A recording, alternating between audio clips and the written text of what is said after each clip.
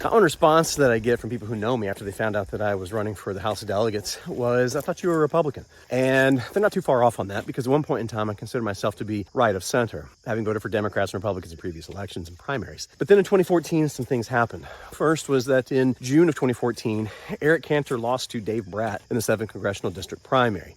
Got my attention because I was wondering, what direction is the Republican Party going? And then in August of 14, my oldest son was born, and that completely changed everything in my life. And then I remember in October of that year, I was watching an interview where Dave Bratt was asked a question about minimum wage. And his response was, I'm not in favor of it. I'm a free market guy.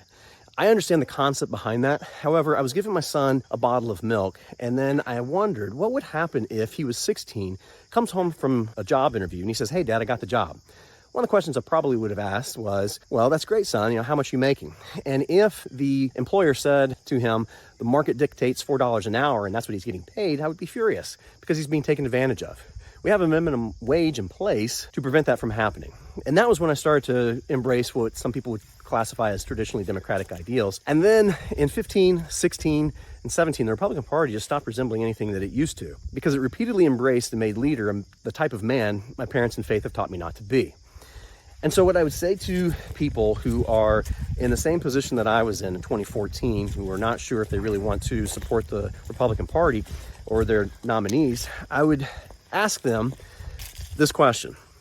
Has the Republican Party delivered on its promises? Are you happy with the way things have gone? And if not, then vote differently this year. Vote for the people that you think will best represent you in Richmond and push back against any possible DC-based pain. And that's another reason why I'm running for the House of Delegates of the 61st District.